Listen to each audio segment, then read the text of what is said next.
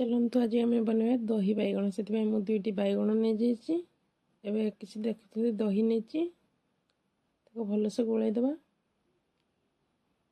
से अल्प टिके पानी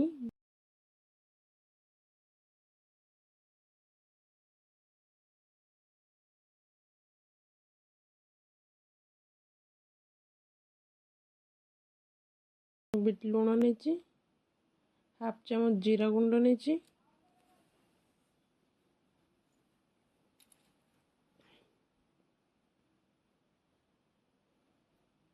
हाफ चामच लंका गुंड आपण हिसाब से लंका नहीं पारे।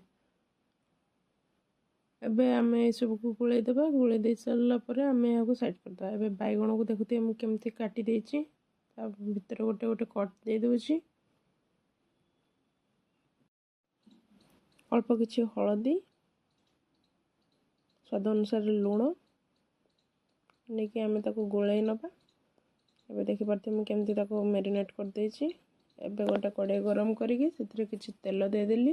एबे से बैगण को छाणीबा आरंभ कली। एबे गोटे पाख हो गलानी। एबे आहा को उल्टै दबा।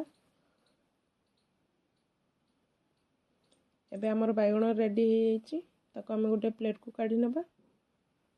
देखि पारते बैगण केमती सब भाजी हो जाइछि। एबे गोटे पैन बसै देली सेथिरे तेल अल्प किछि फुटण दुईटी लंका अल्प किछि भुसंग पत्र देखि आमे छुंक बनै देले आनिक या को दही रे मिसै देकी देखिथे तापर आमे से बैगण को दे देले। एबे हमर बनी गला दही बैगण।